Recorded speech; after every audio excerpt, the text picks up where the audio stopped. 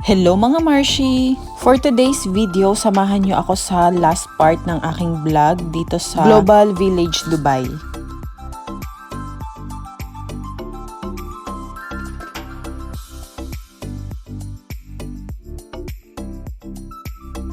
So bale, pumasok kami dito sa pavilion ng Korea. At nung nakapasok na nga kami ay nakita namin tong mga skincare dito na binibenta. Tinry din namin tong trending na juice na ilalagay sa naka-ready na may cup with the ice. So bale, yung kinuha namin is yung mango flavor. Bale, nagkakahalaga pala to ng 25 dirhams. At pagkalabas namin ng pavilion ng Korea, naglakad-lakad ulit kami dito sa labas.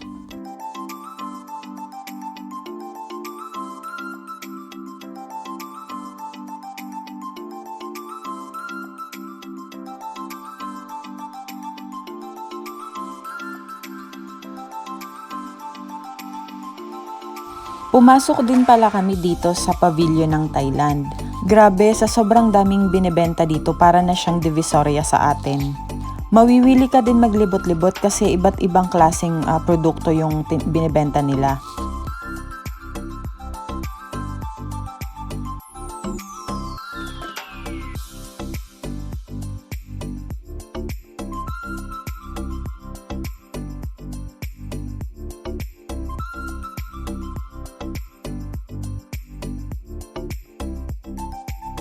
Alam nyo bang magaganda din yung mga produkto na galing Thailand, matitibay din yung quality nila. Nung panahon kasi ng pandemic, na-try kong magbenta ng mga produkto galing Thailand at magaganda talaga siya.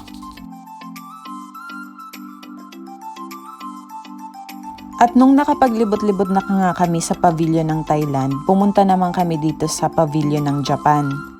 Bali sa loob na tong pavilion na to is mga pagkain naman.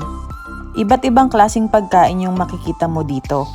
Meron din sila yung parang restaurant tapos pwede kang mag-dine in. Pero alam nyo ba mga Marshi, napansin namin medyo may kamahalan din yung mga bilihin dito.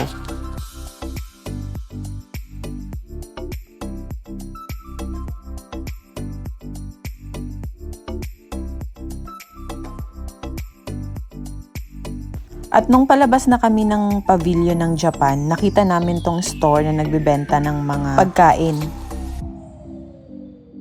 Tiningnan namin kung meron kaming mabibili at sa awa ng Diyos meron naman.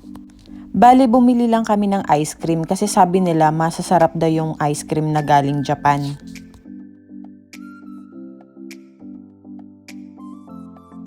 At nung pagkalabas nga namin ay dito na namin kinain yung binili naming ice cream sa labas. At hindi naman halata sa mga itsura namin na sarap kami sa kinakain namin.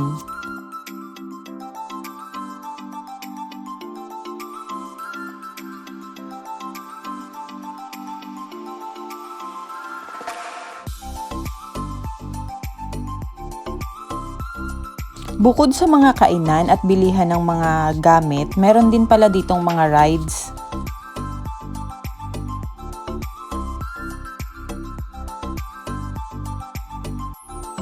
At para nga hindi masayang yung oras namin, habang kumakain kami, is naglalakad-lakad na din kami. Actually, naghahanap kami nito ng makakainan kasi hindi kami for sure mabubusog sa ice cream lang.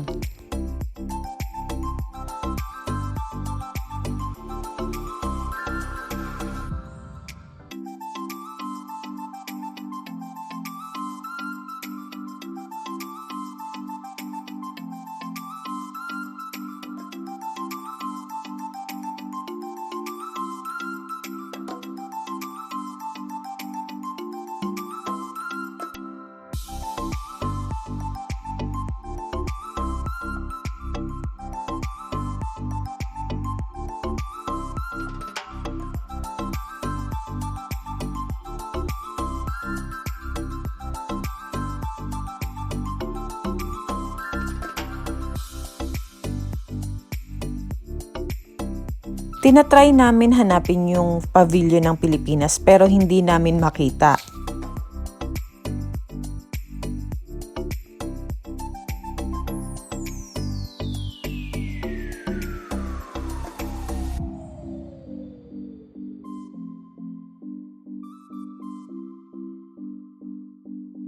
At dito sa kainan na to, tinry namin or tiningnan namin kung ano yung pwedeng mabiling pagkain.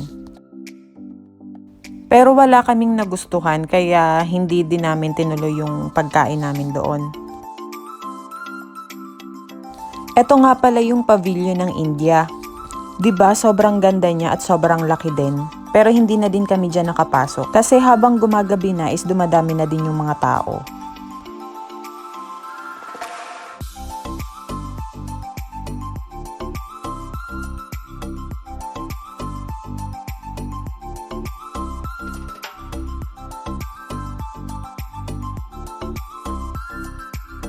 Ito naman yung pavilion ng Saudi Arabia. Sobrang ganda din niya sa labas.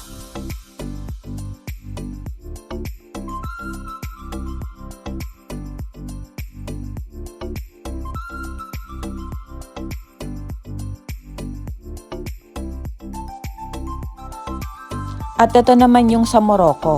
Bale sa area na to halos puro Arab country na yung anditong pavilion.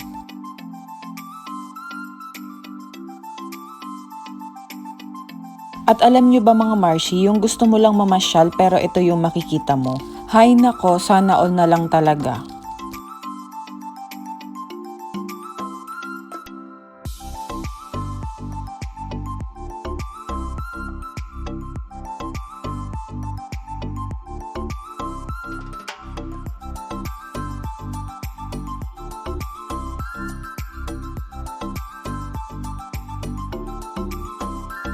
At nung halos nalibot na namin yung mga pavilion, dumiretso na din kami sa exit kasi napagdesisyon na namin na sa labas na lang din kami kumain.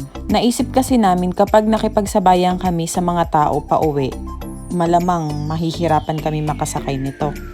At sa exit area pala nila, ito yung makikita mo, 'di ba? Ang ganda din.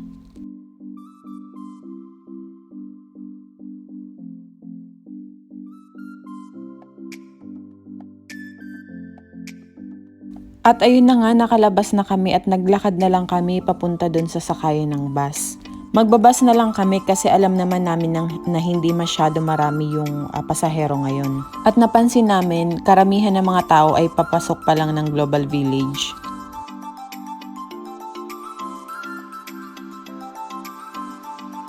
At yung bus na yan yung mga nakapila at yung sasakayan namin papunta ng Dubai Downtown. O siya, hanggang dito na lang muna mga Marshi. Till my next video. Bye!